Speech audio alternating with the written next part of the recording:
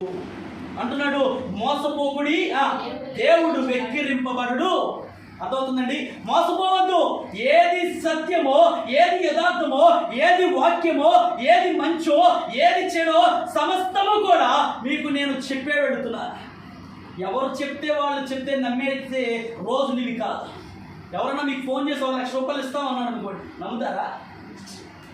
నమ్మే రోజులే. అలా నమ్ముతున్నారు ప్రజలు. ఎంతోమంది ఈ రోజులు వస్తున్న యాప్ల ద్వారా డబ్బులు వస్తున్నాయంటే చాలు ఇక పట్టుకొని అదే లోకంగా అదే పనిగా వెళ్ళేవాళ్ళు ఎంతమంది లేరు? అలా ఎంతమంది మోసపోవట్లేదు? జాగ్రత్తగా వినండి. యూదులమని చెప్పుకొని యూదులు కాకయే అనేటువంటి సాతాను సంఘం వారు చాలా మంది నేడున్న దినాలలో రాబోతున్నారు. మీ భక్తి జీవితాన్ని కాపాడుకోవాలి అంటే వారి బోధకు మీరు చెవియొగ్గొద్దు, వారి మాటలు మీరు వినొద్దు. దేవుని వాక్యాన్ని వినండి. ఏది సత్యమో ఆ వాక్యాన్ని జాగ్రత్తగా విని నేర్చుకోండి. ఈరోజు చాలా మంది యూట్యూబ్లో దేవుని వాక్యాన్ని అందిస్తున్నారు. చెప్పడంలో తప్పని నేను అనడం లేదు. ఆ వాక్యం అందించబడుతున్నప్పుడు దాన్ని మీరు వింటున్నప్పుడు అది నిజమా కాదా, అది వాక్యానుసారంగా ఉందా లేదా అని అవగాహన చేసుకోవాల్సినటువంటి బాధ్యత మనదే. అది జాగ్రత్తగా విని నేర్చుకోవాల్సిన బాధ్యత మనదే. ఒకవేళ వాళ్ళు ఏం చెప్తే అదే అన్నట్టుగా పోయామనుకో ఏడైపోతాం.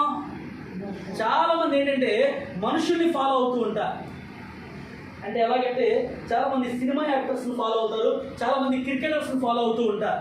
ధోని జుట్టు పెంచుకున్నట్టు చాలామంది జుట్టు పెంచుకుంటారు. వాడు పెంచుకున్నాడు కాబట్టి వీళ్ళు పెంచుకోవచ్చా? అంటే వీళ్ళు ఎవరిని ఫాలో అవుతున్నారు?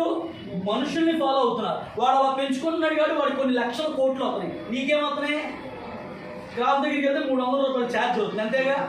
ఆ జుట్టు అంతా కత్తిరించడానికి 300 తీసుకుంటాడు.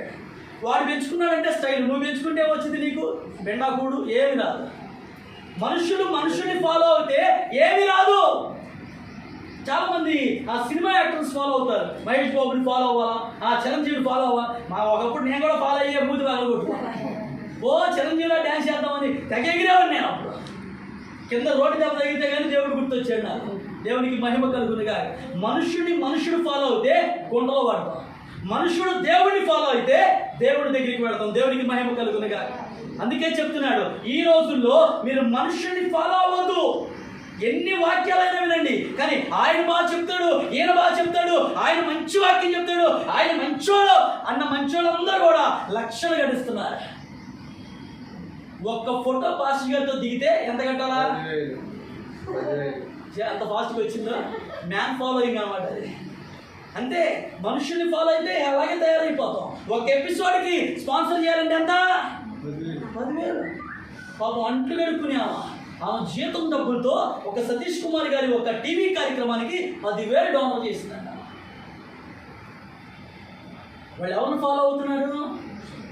ఆ 10,000 ఒక పేద సేవకుడికి, ఏమండి, కనీసం తిరగడానికి సైకిల్ లేనోడికి, ఉండటానికి ఇల్లు లేనోడికి, ఒక తాటాకి ఇంట్లో ఉన్న ఒక సేవకుడికి, కష్టపడే వాడికి ఇస్తే వాడు ఎంత గొప్పగా బతుకుతాడు. మనుషులు ఎలా అయిపోతున్నారంటే పెట్టేవాళ్ళకే ఇచ్చేవాళ్ళకే ఇంకా ఇంకా ఇంకా అదే ఫాలో అయింది తప్ప. మా భాష గారు కింద కూర్చోకూడదు, సింహాసనంలో కూర్చోవాలి. మా భాష గారు కింద నడవకూడా, కారుబాలలో నడవాలి, పట్టాలలో నడవాలి, అవసరమైతే పూలు కూడా పోతారు. ఇవన్నీ మా బావగారిని చూస్తే బాగా అర్థమైంది నాకు. చిన్నోడు వచ్చినా పెద్దోడు వచ్చినా ఇసలనే పూలేహా. ఏం భక్తి అండి, నాకు అర్థం కాదు. మనుషుల్ని హెచ్చిస్తే ఏమొస్తుంది? మహిమ పరచబడవలసింది ఎవరు? దేవుడు. నువ్వు దేవుడిని మహిమపరచడం వదిలేసి మనుషుల్ని ఎంత మహిమపరిస్తే వాళ్ళ వల్ల వచ్చే ప్రయోజనం ఏంటి?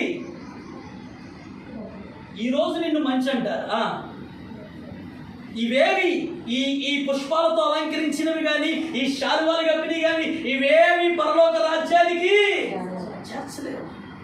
ఇవి మనుషుల ముందు గొప్పతనాలే, కానీ దేవుడు మనుషుల పై రూపాన్ని క్లియర్గా రాస్తున్నాడు వాక్యాన్ని. దేవుడు మనుషుని పై రూపాన్ని చూడడు, ఆయన హృదయ అంతరంగాలను పరిశోధించు దేవుడై ఉన్నాడు.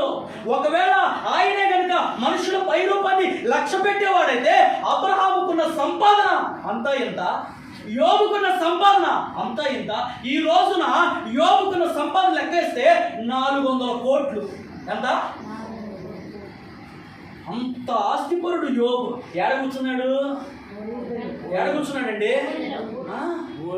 ఒక్క దెబ్బ కొడితే సాతాను వెళ్ళి బూడిదలో కూర్చొని చిల్లపైకి తీసుకొని గీక్కొని కూర్చున్నాడు. అరే కొడుకులు పోయే, కూతురు పోయే, ఆస్తి పోయే, గొడ్లు అన్నీ పోయే, సంపదంతా పోయింది. చివరికి భార్య కూడా సావరాదు నువ్వు, ఇంత రోగం పెట్టుకొని ఇంత ఫుడ్ పెట్టుకొని ఏ సాధిస్తావు, చచ్చిపో అందంట.